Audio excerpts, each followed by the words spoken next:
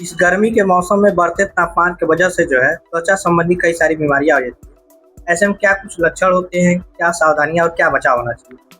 Hello. मैं doctor ममता। गर्मी के दिनों में कुछ स्किन डिजीज है जो बहुत ज़्यादा देखने को मिलती है, जिसमें से एक आपका फंगल इन्फेक्शन है जिसको आम भाषा में दाद बोलते हैं। तो इसके बचाव के लिए आपको क्या करना है कि सूती कपड़े पहनना है। जो आपका तंग एरिया या जो इंग्वानल फोल्ड है जिसको जांग बोलते हैं, वहाँ पे डस्टिंग पाउडर करिए और एंटी फंगल क्रीम लीजिए, और जो भी आपकी दवाइयाँ हैं जो डॉक्टर ने लिखी उसको टाइम से लेते रहिए। इसके अलावा एक घमौरियाँ जो आम भाषा में बोलते हैं, जिसको हमारे भाषा में मलेरियल डर्मेटाइटिस बोलते हैं, वो भी बहुत देखने को मिलता है। इस केस में भी आपको उसके बचाव के लिए क्या करना है कि बार बार अपने बदन पे जो आपका आइस होता है घर पे उसको लेके रब करिए, और जो कैलामिन लोशन होता है उसको बार बार लगाया कीजिए। और सबसे ज़्यादा ये है कि अपने को हाइड्रेट रखिए, पानी अच्छे से लीजिए, बाहर धूप में 11 बजे से 3 बजे तक कम जाइए, और सूती कपड़ों का उपयोग कीजिए। इसके अलावा देखने को मिलता है कि जिनको पहले से जिनकी स्किन ऑयली है या जिनको एक्ने आने का, पिंपल्स आने का समस्या है, उनका बहुत ज़्यादा गर्मी में बढ़ जाता है।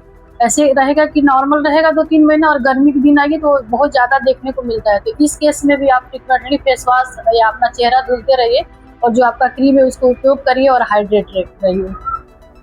इसके अलावा एक केस और देखने को बहुत ज़्यादा गर्मियों में मिलती है, सनबर्न, मतलब धूप में जाने से त्वचा जल जाती है।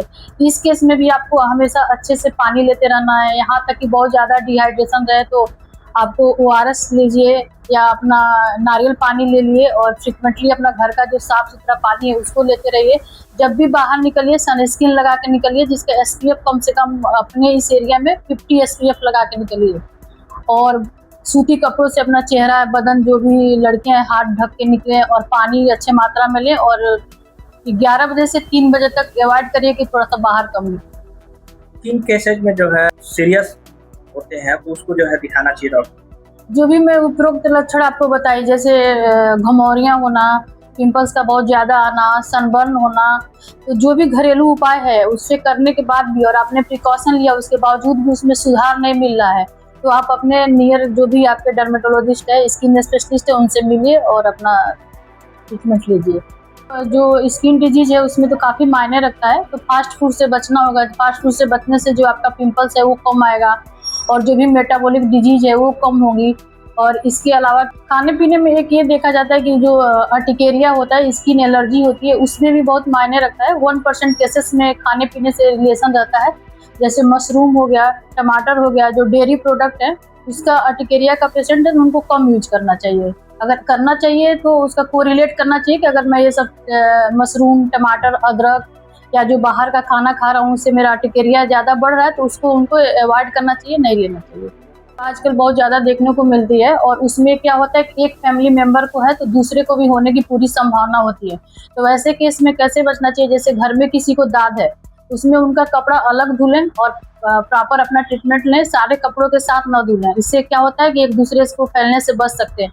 दूसरा, आजकल देखते हैं कि बैरिशेला, जिसको आम भाषा में चिकन पॉक्स बोलते हैं, उसमें अगर किसी को हो जा रहा है तो 10 दिन के लिए कम से कम आइसोलेट रहिए, अलग कमरे में रहिए, नहीं तो वो भी एक दूसरे से पूरे घर में फैलने की संभावना है।